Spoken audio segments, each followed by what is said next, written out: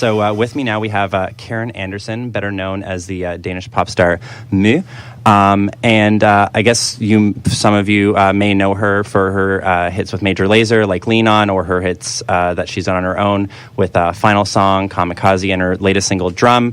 She's going to be playing the Corona Theatre in Montreal on November 30th. She also has a show in Toronto.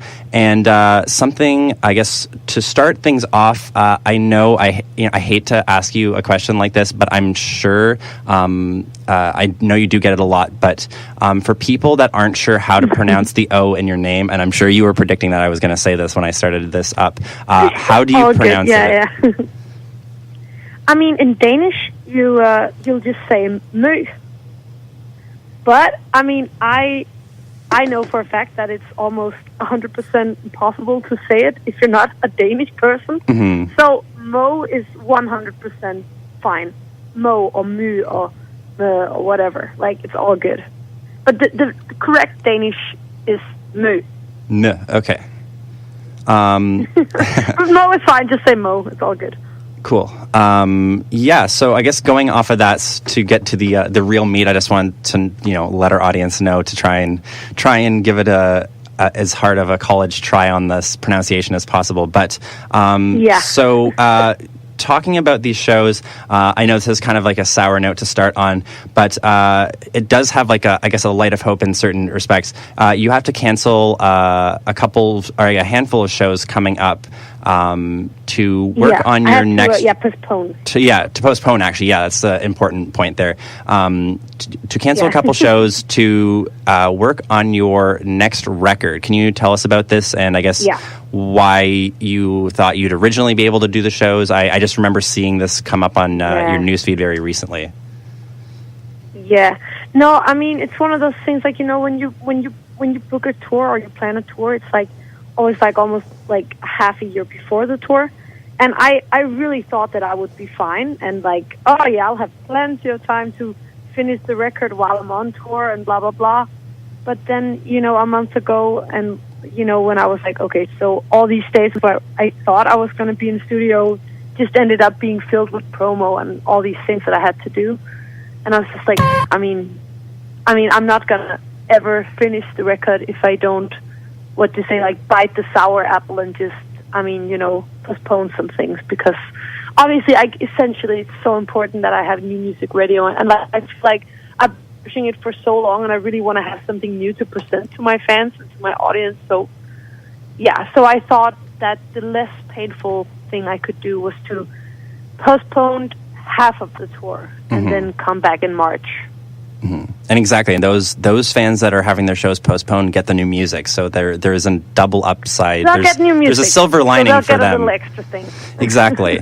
Yeah, but it sucks. I was so sad. I hate things like that. It sucks so much.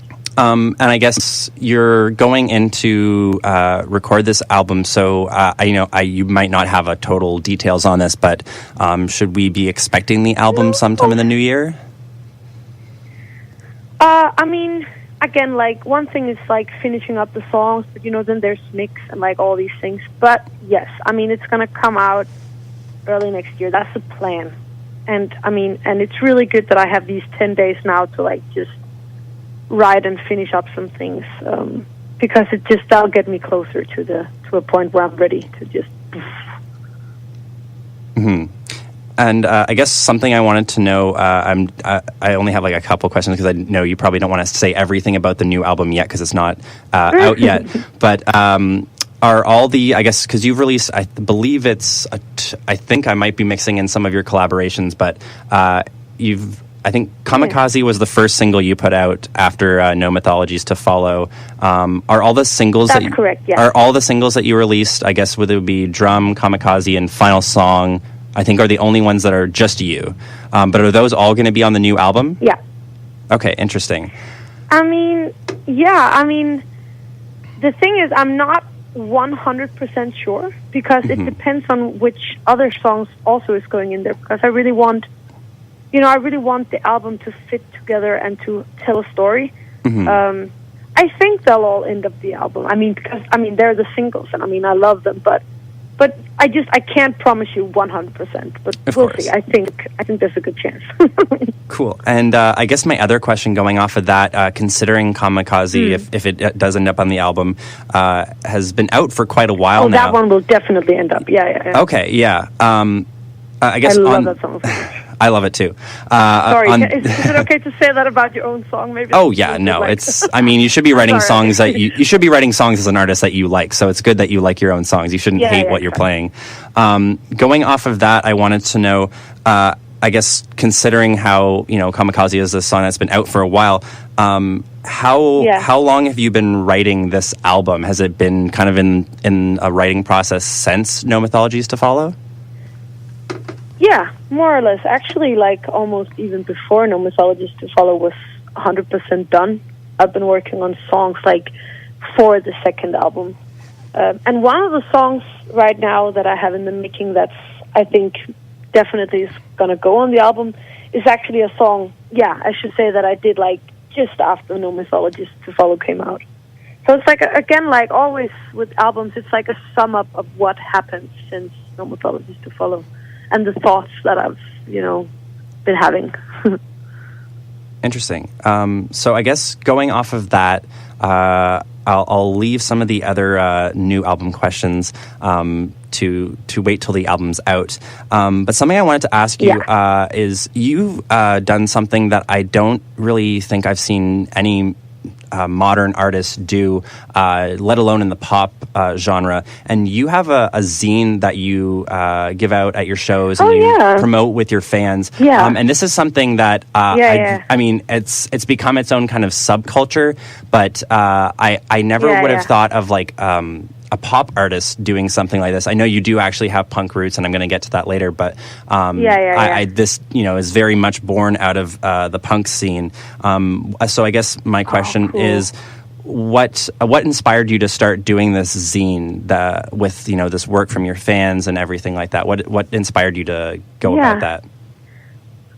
I think the inspiration is definitely because of, I mean, as you mentioned, like I used to be in the punk environment and like activism and just like that whole scene, I guess, like when I was a teenager. And I've always been super duper into the whole scene culture because, I mean, I love collages and I love this whole thing about like a lot of people mix matching poems and like how to do and like little drawings and little collages and just like, I don't know, I've just always been super fascinated by the whole scene culture, and therefore I thought it would make so much sense to try to do this in this kind of, because there's so many creative people online like who puts up all these amazing things that they do, and I just thought like it would be so great it would make so much sense to use that in a old school scene kind of fashion way and like take the stuff from the internet that people have done and then put it together with some of my own and then mix it into a little scene and give them out. For me, it was like a little bit of a dream coming true because, again, I'm obsessed with the scene culture and I want to do more of that stuff. Mm-hmm. For sure. And I guess just since we're already talking about your punk origins, can you kind of talk to where you started? I believe you started in a punk band when you were 19, if I remember correctly. I think we started actually when we were 17. I think when we were 19, that was like when we were most active. Okay. 19, 20, 21 actually. But I think we started the band actually off when we were 17. And I mean, at that time, I've been in the environment, like in the whole, like, activism and politics and stuff for like, I started in that, like, when I was 14 or something. But then when we were 17, me and this girl that I'd always thought, like, she was so cool, I was kind of looking up to her. And I knew that she was playing bass and, like, she was also into, punk and, wanted to do music. So we started this band called Mor, which means mother. And then, like, it was kind of like, it was super political and very, like, but also fun, super political, but also fun and, like, just, feminist and just, like, society and, stuff like that. And then we got, like, kind of popular in, like, in the underground scene, and started touring squats around Europe. So it was a really fun time. Cool. And something else I noticed just based off of this is you really, for somebody that's, I don't know how to say this without sounding mean towards pop artists, but I noticed with some pop artists I've seen, they kind of hold back on their live show, but you really put a lot into it. Yeah, do you think, like I know, when I saw you came like down into the audience and danced with people, hopping over the fence and everything like that. I love to do that. Do you think that your like punk origins kind of influenced how you kind of act on stage as a pop star now to a certain degree? Yeah, seriously, most definitely. I mean, I think I evolved my stage kind of persona when I was in the punk band, because and again, like that whole time and that scene, like it was 10 years. Like it was such a big part of me for so many years. So I think it's just naturally just runs in my veins, and when I go into a stage, it's the only place I want to be is in that feeling of freedom and just letting go and like interact with the audience and not think about whether I sing perfectly or if I look perfectly, but just go for it. Because that's the first concerts I ever went to was local punk shows where the bands, they would just roll on the floor and like throw beer all over themselves and on the audience and just go nuts, and in a way there's such a freedom like to watch someone just as a viewer, you feel so free to watch somebody just let go and let loose of everything. And I think that's the biggest gift you can give the audience, is to just be like, let's just let go, like let's be real right here. And so I think for me that's like super important, and I think I can never change that, because I could not perform if I had to be too much in my own head and be too like, oh, do I look good now? Am I at the right place? Am I doing this choreography? Like blah blah blah. Like I have to just go for it. Mm-hmm. Yeah, no, I can definitely see that. Like, given how crazy your live show is and how much you put into it. That's good. I'm happy about that. So I guess going to your recording and your albums, I know your first album was a lot of bedroom recordings that I guess you eventually took to a producer, and it kind of came about that way. I think I remember seeing some video of like how you recorded it with like a bunch of blankets in your room. When you're going into this next album, are you planning to find a room and with some blankets, or are you going to use a studio this time? What's the plan? And what do you think? How do you think the writing process and I guess recording process will be different going into your second record? I mean, this one has been so like much more. What do you say? I don't know if this is the right word, but like fragmented, fragment. Like it's been like a lot of different kind of processes. Mm-hmm. You're doing it in separate sessions. Some of the songs. Yeah, like it's been like, okay, so I wrote the song with a couple of people in LA, and the other song I did on a piano in my parents' like living room, and like this song I recorded in that old, in my old room with the blankets, and another one I did in a hotel room in France, So it's much more like all over the place. Like I did it here and there and him and that and blah blah, like much more, just all over the place. Mm-hmm. And I guess my other question on that note, if I can't remember exactly correctly, but on your last album, did you ever end up recording with a band on that album, or was it all kind of done through keyboards and stuff like that to record the sound? Most of it was done. Yeah, most of it was done like. I actually don't know, like, but digital, is that the word? Like, digital. Most of it was done. Yeah. MIDI, I don't know, was just done in a program, but we did have some real horns and some stuff, so, but no, mostly it was, oh wait, actually on many of the songs I had a piano that I wrote the songs on, was actually in the recordings and in the final production, just far back, Mm-hmm. So there was, eventually a piano and some horns. So I guess my question is, going to this album, are you planning to do it the same way or similar way, or do you think you're going to involve more live instrumentation on the recording process, or maybe a mix? Yeah, it's going to be a mix for sure, but I would definitely, actually, it's funny, I don't know if it's funny, but it's nice that you asked, because it's something I've been thinking about a lot lately. And I've actually I really want some more organic instrument on it, like, because I think, I don't know, I just feel like that's we need that right now. Like I think pop music needs some more organic instruments in it. So yes, I want to have more live instruments on it. Not a ton. It's just be a little bit. It's that perfect mix. It's the balance you want to find. But yeah. So something else I wanted to know, I guess, since I am asking you more questions about your new album, but great. I guess going to the composition of it, is it going to be mostly songs that are like mostly you? Are there going to be a mix of collaborations on there? Is it going to be mostly you, mostly collaborations? Or I guess I'm wondering, because I know your first album... you mean like collaborations as features, or like... because I've been working on people? Yeah, I guess what I'm trying to say is like your first album, No Mythologies to Follow, is mostly songs that are like you wrote them, and it's like mostly Moo, and there's like a couple, I think, you have your song XXX, which you did with Diplo, but it's like mostly you for that album. Is this album going to be mostly the same in that respect, or are there going to be more featured artists and collaborations on this one? Or which way is it going, I guess, is my question. Yeah.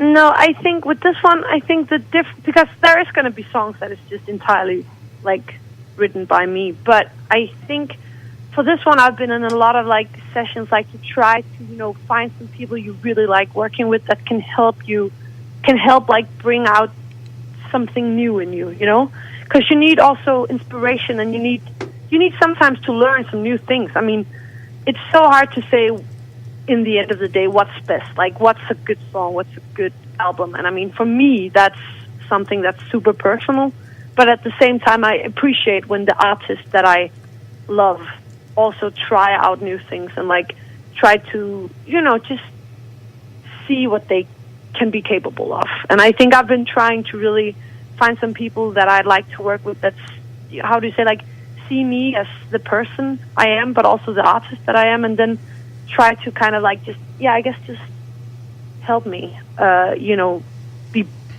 get out the message that I want to get out, Mm-hmm. They understand what you're trying to do. So, yeah, exactly. There's a lot of songs where I've been doing that, and then there's also the songs that I've just been doing, like I always do when I sit and do my own songs.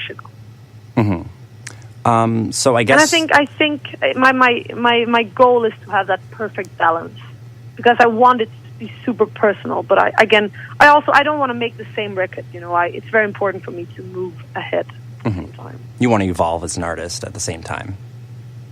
Oh yeah, of course. You have to. I think it's very important. So I guess on the other side of that, on that question, do you have any collaborations currently in the works? Do we have some collaborations between you and any potential artists that not necessarily somebody you've worked with before on the horizon that you can hint at? I guess because you might not be able to mention specifics at this point. Yeah. Actually, I can't really say anything about that yet, I think. Okay. So I can't really hint too much, actually, to be honest. I wish I could, but I just can't. Okay, that's enough just to hear that it's like, yes, but I can't say anything is probably more than enough for anybody who follows you. Yeah, no, but it's more that thing. I mean, there's something on the radar, but, like also another thing, you should never know, then maybe it ends up not happening, or it comes out, or something, and then it's just, then it's just dumb to start saying it. Yeah, you don't want to like get hopes up and then it doesn't come out for like a longer time for some reason, Yeah, you just never know. So I have to shut up. Okay. I won't press you on that one then. But I guess on that note, I wanted to ask you, I guess, about your latest track, Drum, and the video behind it. What was the idea that you wanted to put out with that video? Yeah, it's kind of like, it's a very simple like message, I guess. It is just about that thing about letting go of something, even though you're happy about it, but where you just feel like we have moved apart and we love each other and we respect each other, but man, I'm not ready to commit. I have to go do my own stupid path and like figure out what I want in life. it's basically just that. It's just about that thing. I think it's something we all experience, especially when we're young. Mm-hmm. So I guess something else that you did very recently was you got to sing on stage with a hero of yours. This is Melanie C, or oh my God. Sporty Spice, for those that might not know her by her non-Spice Girl name. But what was this like, and how did this whole I guess duet that you guys got to do come about? Oh man, okay, so yeah, I did this cover of the Spice Girls song called "Say You'll Be There." Mm-hmm. And then when I was going to perform in London in Roundhouse, we just asked her if she wanted to come and sing it with me, and she was up for it, which was crazy. And I just remember that whole concert. I mean, obviously, I knew she would come in the end and join me on that song, but it was so emotional. And when she came into the States and she started to sing all those old original Spice Girl ad-libs, that always be there, I turned 7 years old right there on the stage. I was just like, I was so happy. You can't even understand. It was like insane. Mm-hmm. And I guess something else that you've done recently. I don't know if this is necessarily quite as musical, but you did this. Oh, whatever. You did this. I guess it's kind of like I think it was a fashion line, is how it worked. The Wang Squad. Alexander Wang. Oh yeah. What was that? Yeah. What was that whole process like? And I guess it looked like you guys kind of just a bunch of different artists, including you, got to kind of hang out in this mansion, I believe. Can you talk a bit about that experience? Mm-hmm. Yeah, I mean, obviously, I'm a really big fan of Alexander Wang. I think I think he has a really cool style, and so yeah, and they asked me if I wanted to be a part of that. Yeah, what do you say? A part of the Fall 16, and I was just like, yes, definitely. I think he's so cool, and I think it's really nice to work with brands that you think kind of have some of the same. I don't know, that you just that you think fits what you're about, and therefore I was like, this is just gonna be it's gonna be a good match for I think it's a good match, and so yeah, we did this, and we were in a mansion in LA, I think. And it was fun. It was the first time I ever did anything like that, so it's a very fun experience for me. Mm-hmm. So I guess if you have a bit of time, I wanted to maybe ask some questions about your older work. Do you have the time to talk about those? Yeah. Okay, cool. I think actually I don't have a lot of time, but I do have a little bit of time. Okay, so maybe I'll ask you about the last couple of questions that I want to ask, and if we have time, you can just cut me off whenever we're starting to run out of time. I mean, because I have 3 minutes or something. Okay, so I guess the first thing I wanted to ask to wrap things up is what can the fans expect for your Montreal show that's coming up on the 30th?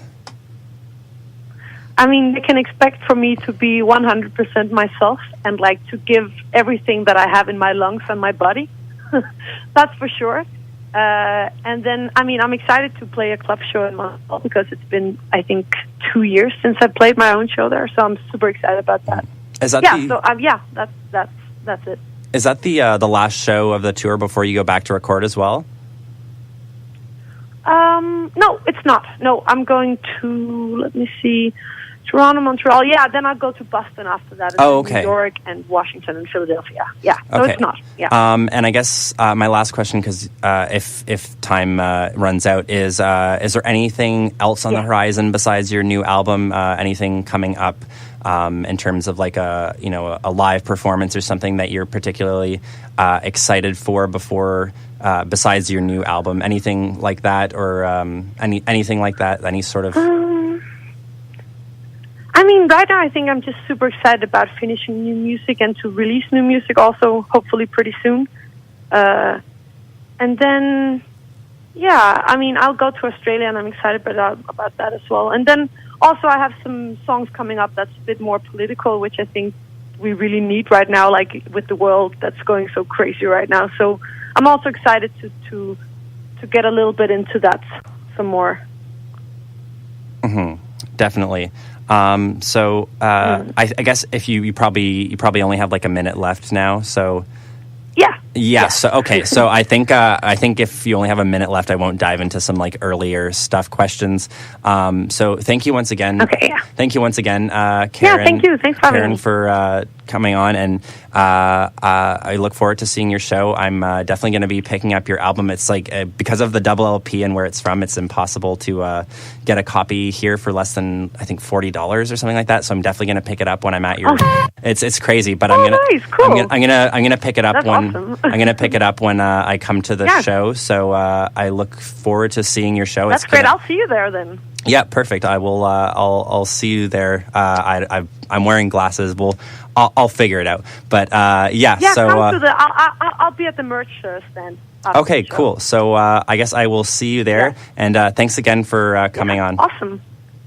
Thanks, Karen. Yeah. No, thank you. Have a good one. You too. Bye.